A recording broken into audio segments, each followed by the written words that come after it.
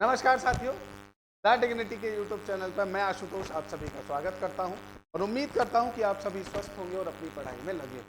दोस्तों, अभी आपका वो सभी विद्यार्थी जिन्होंने दिल्ली पुलिस कांस्टेबल का फिजिकल जो है कंप्लीट कर लिया है, ठीक है।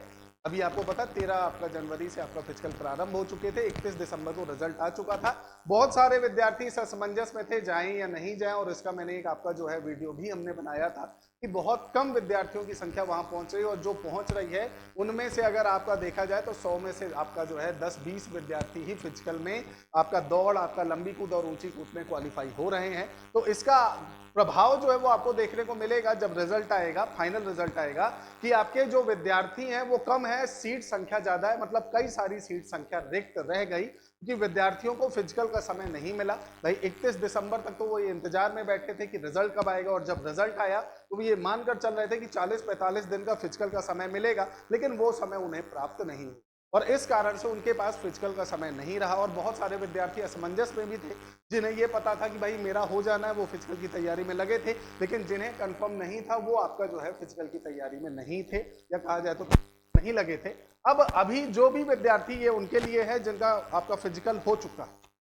जिन विद्यार्थियों का फिजिकल कंप्लीट हो चुका है, उनके लिए एक मेडिकल फॉर्म जो है वो आपका अपलोड किया गया है, आपका एसएससी के थ्रू अपलोड किया गया है कि भाई जिन विद्यार्थियों का आपका क्या हो चुका है, आपका फिजिकल हो चुका है, उनके लिए ये नोटिस है। अब वो नोटिस या ये मेडिकल फॉर्म जो है वो फॉर्म नंबर 27 है, वो आपका वेबसाइट पर भी अवेलेबल है, आप आराम से ले सकते हो, ठीक है। कोई भी समस्या नहीं होगी, वहां पर आपको अवेलेबल मिल जाएगा। अब इस फॉर्म में कुछ नहीं, आपको चीजें भर दी हैं, वो देखिए क्या है।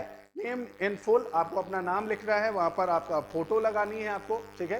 कैंडिडेट स्टेटमेंट एंड डिक्लेरेशन है, फादर्स नेम लिखना है, date and place of birth आपको यहाँ पर लिखना है। Have you ever had a smallpox, आपको स्मॉल पॉक्स हुआ है यहाँ पर लिखना है आपको, हाँ या ना, आपको पता है ना ही लिखना है। Any other disease or accident आपका जो है requiring confinement to bed and medical for surgical treatment, ऐसा कुछ हुआ है जिससे आपको बेड बिस्तर में आपका जो है बहुत लंबा बेड रेस्ट करना पड़ा हो और सर्जिकल कोई ट्रीटमेंट हुआ हो। When you are last vaccinated, आपको लास्ट वैकेंसी का आपका जो वैक्सीन जो है वो कब लगी है।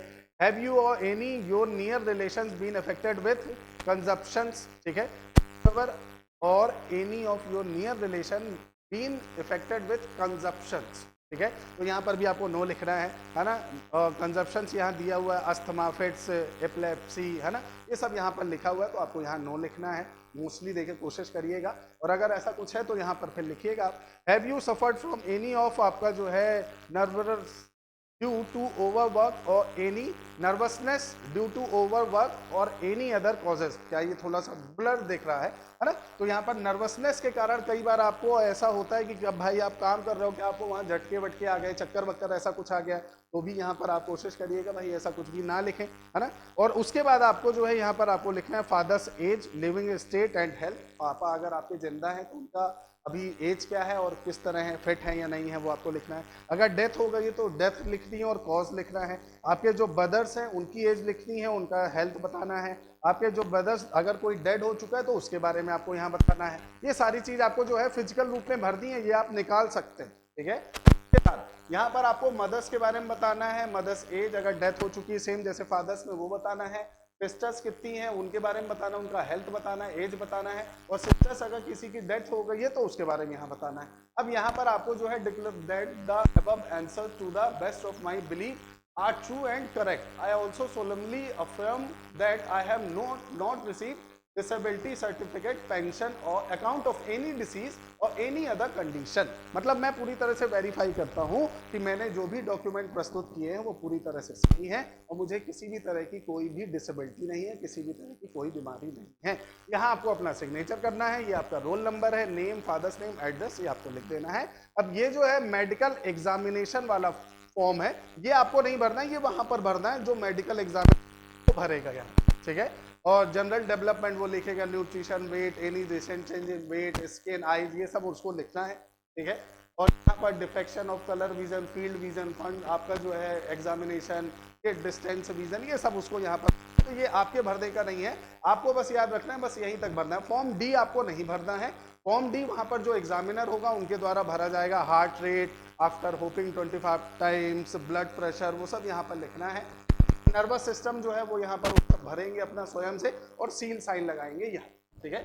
और ये एक फॉर्म ई है, medical certificate for the appointment, ठीक है। अब यहाँ पर वो जो मेडिकल सर्टिफिकेट है वो आपको देंगे, है ना। यहाँ पर पासपोर्ट साइज फोटो लगेगी, पुलिस डिपार्टमेंट, डिस्ट्रिक्ट विस्ट्रिक्ट, ये सब यहाँ लिखा जाएगा। जो चीफ सर्जन है वो यहाँ पर, मेडिकल ऑफिसर जो है वो यहाँ पर अपना सिग्नेचर और डेट वोट सब कुछ डालेंगे, और फिर लास्ट में आपको सिग्नेचर करना है, ये सिग्नेचर ऑफ कैंडिडेट, ये आपका काम है ना। तो ये उनको भरना है जिनका फिजिकल हो चुका है, कंप्लीट हो चुका है, उनके लिए ये फॉर्म अवेलेबल है। आप वेबसाइट से, दिल्ली पुलिस की वेबसाइट से या एसएससी की वेबसाइट से डाउनलोड कर सकते हो। और मेरे हिसाब से वहां पर आप 2-4 फॉर्म लेकर जाना। 2-4 क्यों भाई, 5 पन्ने का फॉर्म है, ज्यादा से ज्यादा आपका 3-4 कॉपी आप ले लोगे तो 20-30 पन्ने होंगे, और 30 पन्ने के अंतर्गत आपका जो है सारा मामला हो जाएगा। 30 पन्ने आप लेकर जाओगे, मान के चलो एक फॉर्म आपने भरा, कुछ गलत भर दिया, तो वही तुरंत आप फोटोकॉपी कराने तो जा नहीं सकते, इसीलिए 2-3 फॉर्म एक्स्ट्रा लेकर जाना कि जो होगा निपटा लेना। तो अगर एक फॉर्म गलत होता है तो दूसरे में भर देना, क्योंकि आपको इसे भरकर वहां सबमिट करना पड़ेगा, है ना। तो ये आपके पास होना चाहिए। उम्मीद करता हूं ये वीडियो आपको जो है थोड़ा सा आपके लिए ये यूजफुल रही होगी, और आपने चैनल जो है वो सब्सक्राइब कर दिया होगा। मिलेंगे अगले वीडियो में, तब तक जय हिंद, जय भारत।